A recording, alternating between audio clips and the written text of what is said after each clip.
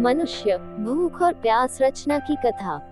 सृष्टि की रचना से पहले ब्रह्मा ने अग्नि, वरुण, पवन आदि देवों की उत्पत्ति की, लेकिन ये तय नहीं हो पा रहा था कि ये देवगण निवास कहाँ करेंगे।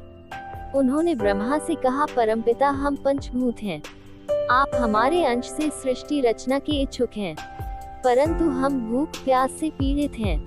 पहले हमारे रहने का प्रबंध करें ताकि हम आहार ग्रहण कर सकें। उनकी प्रार्थना पर ब्रह्मा ने एक गौ का शरीर बनाकर दिखाया और पूछा कि क्या इसमें निवास करेंगे। देवों ने कहा, ये शरीर तो उत्तम है, किंतु हमारे उपयुक्त नहीं है, कुछ और प्रबंध करें। फिर ब्रह्मा ने घोड़े का शरीर बनाया। देवों ने अश्व को अच्छी तरह देखकर कहा कि इससे भी उनका काम नहीं चलने वाला। परमपिता के सामने उलझन बढ़ती जा रही थी।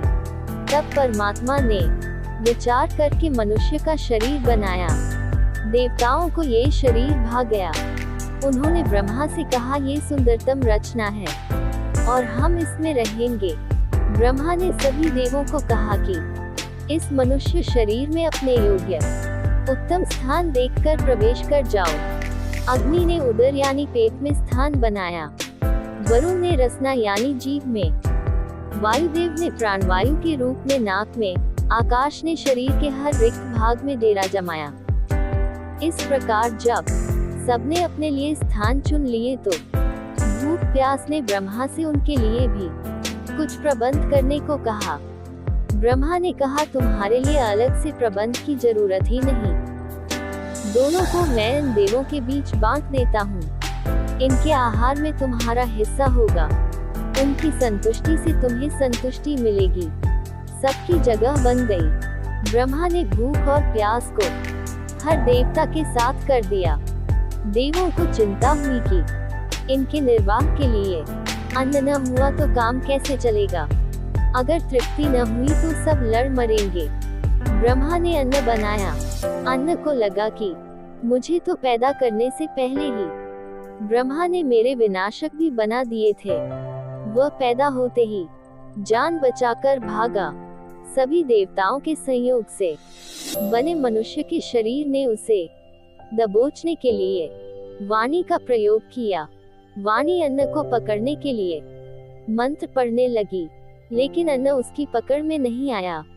सभी परमपिता के पास पहुँचे और सारी आपबीती सुनाई। ब्रह्मा ने कहा, भूख मिटाने के लिए अन्न मात्र मंत्र पढ़ने से नहीं मिलेगा, तुम सब कुछ और प्रयास करो। उसके बाद घ्राण इंद्रियों यानी नाक, कर्ण इंद्री, नेत्र इंद्री, त्वचा इंद्री, सबने अन्न को पकड़ने की कोशिश की, लेकिन अन्न किसी के पकड़ में नहीं आया। सब फिर गुहार लगाने ब्रह्मा के पास पहुँचे। ब्रह्मा ने कहा, अन्न का कहना है कि वह मनुष्य को सूंघने, छूने या सुनने से प्राप्त नहीं होगा। भूख मिटानी है तो कुछ और उपाय करो। अंत में वह पुरुष मुख के रास्ते अन्न को अपने शरीर में प्रवेश कराने में सफल हुआ। अन्न ने अपना बलिदान देकर मानव शरीर में बसे सभी देवों को तृप्त किया। जब शरीर में देवों को तृप्ति मिल गई तो प्राण का संचार हुआ, यानी शरीर में प्राण आ गए। अब परमात्मा ने सोचा कि अगर मानव इस प्रकार से स्वयं समर्थ तो हो गया, लेकिन इसे हर कदम पर मेरी जरूरत पड़ेगी, यह आखिर अकेला कैसे रहेगा। ब्रह्मा ने मनुष्य का एकांत मिटाने के लिए संसार की और सारी वस्तुएं बना दी। ब्रह्मा की रचना को देखकर प्राण युक्त उस मानव शरीर को आभास हुआ, ये काम तो मेरे बस का नहीं, जरूर कोई ऐसी शक्ति है जो मुझसे ज्यादा समर्थवान है। मानव शरीर ने सोचा, भले ही वह शक्ति अदृश्य है, लेकिन अलौकिक है, रोम रोम में है और सर्वशक्तिमान है। ऐसा विचार आते ही उसने महसूस किया कि परमात्मा को देख लिया है, इस जगत का कर्ता धर्ता ईश्वर है। अब ब्रह्मा संतुष्ट हो गए और उन्होंने मनुष्य को अपना जीवन आगे बढ़ाने के लिए छोड़ा।